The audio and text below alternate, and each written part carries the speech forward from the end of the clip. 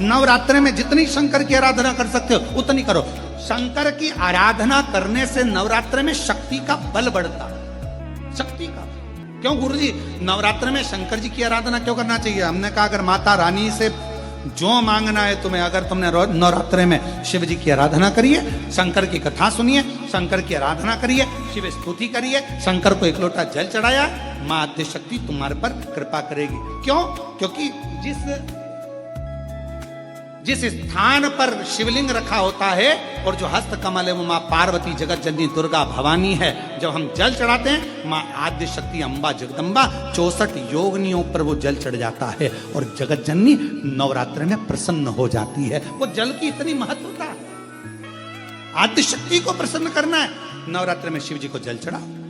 अब कई लोग ऐसे होते हैं, हम नवरात्रि आई है माता रानी को भज रहे हैं, जगत जननी दुर्गा भवानी को भज रहे हैं, पर शिव जी के मंदिर तक नहीं जा रहे, समय नहीं मिल रहा मंदिर जाने का, क्योंकि माता जी के मंदिर जाते हैं, माता जी को प्रणाम। अरे उस शंकर को पहले भजो, सवेरे उठते से ही पहला एक लोटा जल शिव को, क्योंकि उसी के माँ जगत जननी हस्तकमल पर जल जाना जरूरी है। शंकर का चढ़ा वो हमें फल प्रदान करे, सुख दे, आनंद का। मैं बेटा बेटियों से कहूंगा, नवयुवक बच्चों से कहूंगा, अगर आप कंपटीशन एग्जाम में बैठ रहे हो, अपनी पूरी मेहनत करो, पूरा परिश्रम करो, रात दिन एक करो और लगे रहो, और 9 दिन तक नवरात्रि में 9 लाल फूल की 9 पंखड़ियां या 9 कोई भी चावल लाल कलर में कर कर, कुंकू में कर कर, अगर माँ जगत जननी के मंदिर में नहीं जा सकते, माँ भीड़ रहे, तो शिवलिंग की जो जलाधारी है, जहां पानी गोल घूमता है, इस जलाधारी पर कहीं पर भी नवरात्रे में 9 दिन तक या तो लाल फूल की पंखड़ी 9 या 9 चावल के दाने लाल कलर कर कुंकू में, लाल चंदन में उस स्थान पर चढ़ाना प्रारंभ करो। 9 दिन के बाद तुम्हें 15 दिन और निकलेंगे, उसके बाद तुम्हें खुद लगेगा कि तुम्हारी जॉब, तुम्हारी नौकरी तुम्हारा बाबा ने लगाया है। जमी तिथि या नौमी तिथि किसी भी महीने की, चाहे शुक्ल पक्ष की हो चाहे कृष्ण पक्ष की हो, अष्टमी और नौमी तिथि ये 2 तिथियां ऐसी हैं, मान लो तुम्हारा पैसा तुमने किसी को दिया, 5 लाख 4 लाख 3 लाख 10 लाख 8 लाख 2 लाख 50,000 25,000 20,000 40,000 और वो पैसा नहीं दे रहा आपको, आप हार गए कह के कर, फोन लगा कर, भैया दे दे रहे, परेशानी है, दे दे रहे भैया, हम तो परेशान हो गए, और हार गए, नहीं मिल रहा, बहुत परेशान।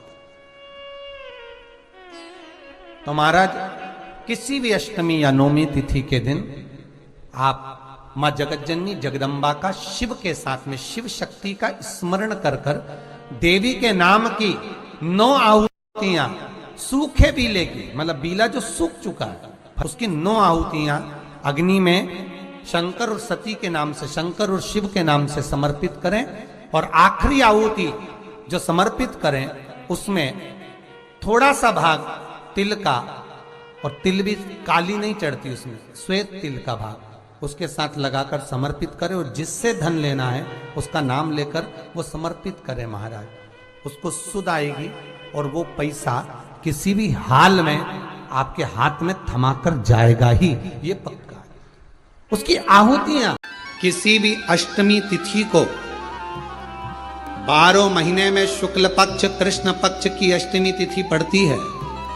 यदि किसी भी अष्टमी तिथि को अगर किसी ने नियम बनाया 5 अष्टमी का, 8 अष्टमी का, 7 अष्टमी का, 1 कनेर का पुष्प शिवजी के शिवलिंग को समर्पित करना, अशोक सुंदरी के स्पर्श करना, और जो जलाधारी होती है, जैसे ये शिवलिंग है, ये जलाधारी है, तो पहले शिवलिंग पर स्पर्श, फिर अशोक सुंदरी का स्पर्श, फिर जलाधारी पर कनेर का पुष्प शिव जी की ओर मुख कर कर, अर्थात जैसे मानो ये कनेर का पुष्प है, तो ऐसा शिवलिंग का स्पर्श करते हुए जलाधारी पर जो समर्पित करता है, भगवान शंकर उसके मन की कामना को पूर्ण जरूर करते हैं। 1 कनेर का पुष्प, 1 बेलपत्र में इतना बल होता है कि 64 योगिनियां, 33 कोटि देवताओं की धर्म पत्नियां,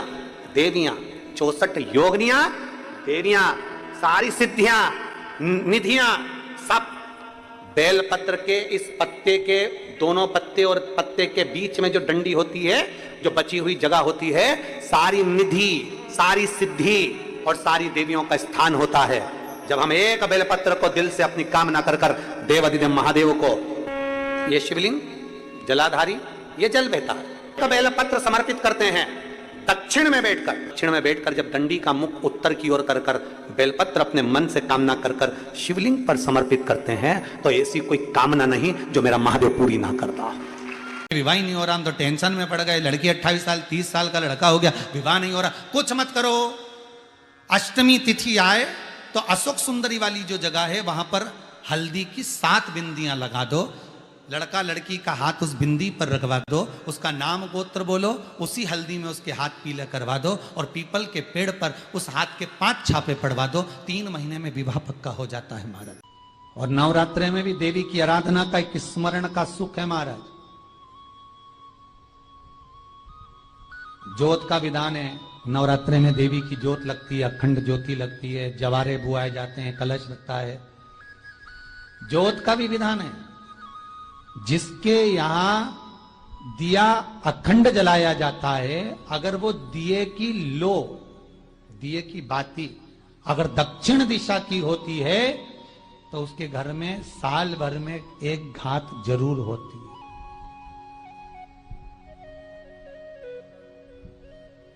जो दिया अखंड जलता है उसकी बाती का मुख दक्षिण का नहीं होना चाहिए। अगर आपने देवी भागवत का स्मरण कराओ, देवी भागवत को अगर सुना हो, तो देवी भागवत में स्पष्ट किया गया कि पूर्व की ओर मुख करा हुआ दिया, अर्थात पूर्व की ओर ज्योत जो जलाई जाती है वो संपदा की वृद्धि करती है। पश्चिम की ओर मुख कर कर जो ज्योत लगाई जाती है महाराज, वो वैभव को देती है। और उत्तर की ओर जो मुख कर कर ज्योत जलाई जाती है, उत्तर की ओर जो ज्योत का मुख रहता है वो आयु की वृद्धि करती है, घर में अकाल मौत को रोकती है।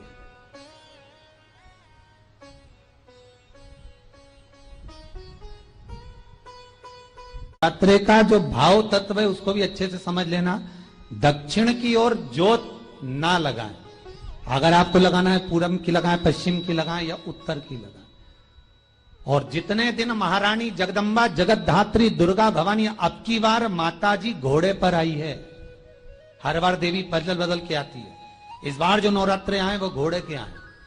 तो घोड़े पर जो देवी जी आती है वो समृद्धि को देने वाली आती है, लक्ष्मी की वृद्धि करने वाली आती है। जैसी घोड़े की रफ्तार होती है उस रफ्तार से लक्ष्मी घर में आती है। तो ये मत सोचना कि कोरोना महामारी ने हमको नीचे गिरा दिया या कोरोना महामारी ने रोक दिया, कमाई के स्रोत रोक दिए, धन रोक दिया, चिंता मत करना। मेरी मां जगत जननी दुर्गा भवानी अब की बार घोड़े पर आई है, साल भर में इतना धन दे देगी कि आपने पीछे के 4 साल में नहीं कमाया होगा, इतनी मेरी मां भंडार भर देगी। ये घोड़े पर आई है, कोई साधारण नहीं हो सकता। देवी भागवत में स्पष्ट किया गया, जब जगदम्बा मगर पर आती है उसका भाव अलग है, और जगदम्बा जब हाथी पर आती है उसका भाव अलग है, और जगदम्बा जब घोड़े पर आती है तो जगत को समृद्धिवान बना देती है, वैभव में कमी नहीं आती। अभी भले दुनिया के लोग अभी रोते हैं कि पैसा नहीं आ रहा, कोरोना महामारी ने सब तोड़ दिया, रोक दिया, पर चिंता ना करना, मेरी मां अगर घोड़े पर आई है तो उसका सुख आपको जरूर मिलेगा। एक जरा सी मिट्टी की दुकान भी अगर आप खोल कर बैठेंगे तो चांदी और सोना के बराबर कमाएंगे, इतना धन देगी वो मारा, साधारण नहीं है मेरी माता। तात्विक सुख का आनंद देने वाली, लाभ तत्व प्रदान करने वाली। और नवरात्रि में भी अगर आपकी कोई कामना है, आपकी अगर इच्छा है, आपका मन है, तो जगत जननी की आराधना करो। पति और पत्नी में अगर क्लेश है तो जगदम्बा के मंदिर में मक्खन चढ़ाओ, प्रेम बढ़ जाएगा। आपको लगता है कि पति कोई अन्य स्त्री से लगा हुआ है या परिवार टूट रहा है, तलाक तक पहुंच गया है, तो माता के मंदिर में आप ध्वजा लगवाइए, उस ध्वजा पर मक्खन लगाकर लगवाइए, आपको लाभ मिलेगा। महाराज, यदि आपको लगता है कि बच्चे बहुत ज्यादा अपशब्द बोल रहे हैं, मुंह चला रहे हैं, और प्रेम नहीं रख रहे तो माता के मंदिर में लाल पुष्प, लाल चंदन और लाल चूड़ी माँ को समर्पित करिए, प्रेम बढ़ेगा। बच्चा कभी आप जी से कम नहीं बोलेगा, प्रेम की भाषा निकलेगी मुंह से। माँ जगतजननी की आराधना, जगदम्बा की उपासना। नवरात्रे में 9 दिन में से कोई एक दिन ऐसा ले लो जिस दिन कन्याओं का भोजन कराओ, साथ में उनको लाल चुनरी ओढ़ाओ या कोई लाल वस्त्र, लाल पूजन की सामग्री उनको दो, सुख मिलेगा, आनंद आएगा।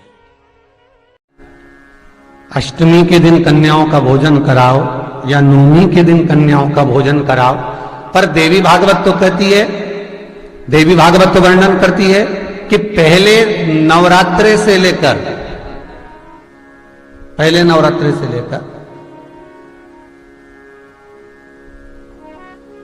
नौमी तिथि तक जितने दिन देवी के होते हैं, प्रत्येक दिन में आप किसी भी दिन कन्याओं का भोजन करा सकते हो, पहली रात्रि से लेकर, पहला दिन से लेकर।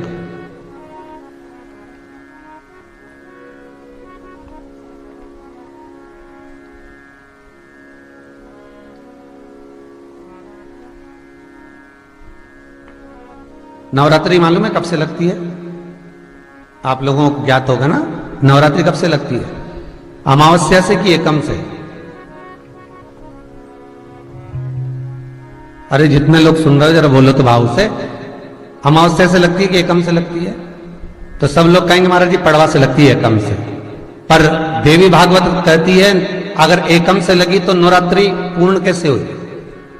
एकम का दिन लगी तो एकम के दिन की रात्रि, फिर दूज के दिन की रात्रि, तीज के दिन की रात्रि, चतुर्थ दिन की रात्रि, पंचम दिन की रात्रि, छठे दिन की, सातवें दिन की, आठवें दिन की, 9वें दिन की रात्रि।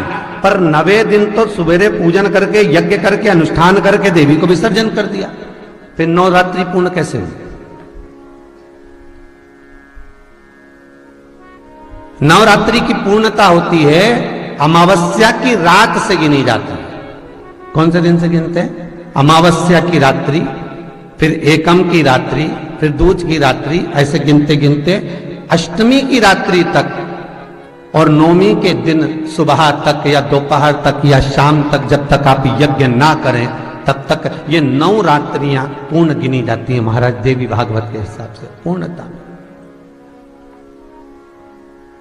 पूर्णता में गिनी जाती। अब हमने कन्या भोजन का जो क्रम बनाया, अष्टमी के दिन करा देंगे, नवमी के दिन करा देंगे, इस तिथि को करा देंगे, पर भाव देखिए, शास्त्र कहता है भूखे को भोजन जब कराइए जब उसको भूख लगी हो, और ऐसों को कराइए जिसको जरूरत पड़ रही है।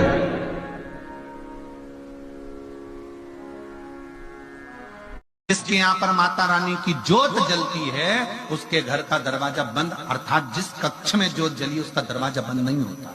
यहां पर ऐसा नियम है कि नहीं हमें नहीं मालूम, पर हमारे उधर का नियम, अगर माँ की जोत लगी है तो उस घर को खाली नहीं छोड़ा जाता, एक न एक जनी का होना जरूरी है। हे मेरी माँ दुर्गा है मेरी माँ, बोलो जय माता दी, बोलो बोलो बोलो जय माता दी, बोलो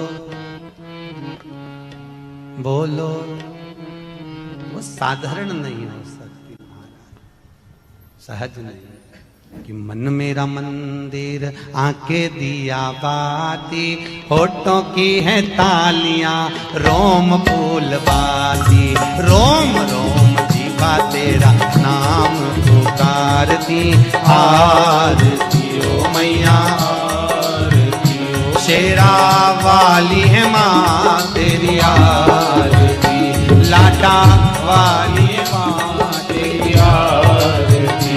ओ मेरा मंदिर, आंखें दिया बाती, होठों की है तालियां, रोम फूलवाती, रोम रोम जीवा तेरा नाम पुकारती, आरती ओ मैया आरती ओ, तेरा वाली है माँ तेरी आरती, ओ लाटा वाली है माँ तेरी आरती, ओ ओ कमला रानी है माँ तेरी आरती। ओहो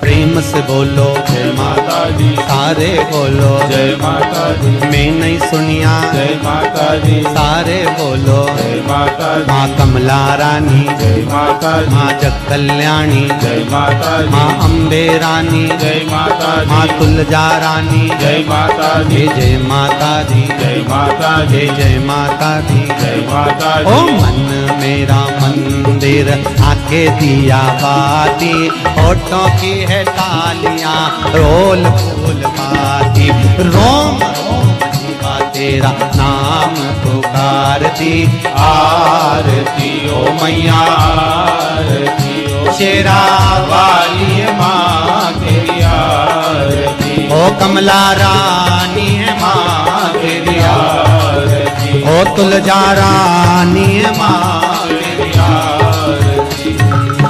माँ कृपा करने वाली दुनिया में कोई करुणा ना करे।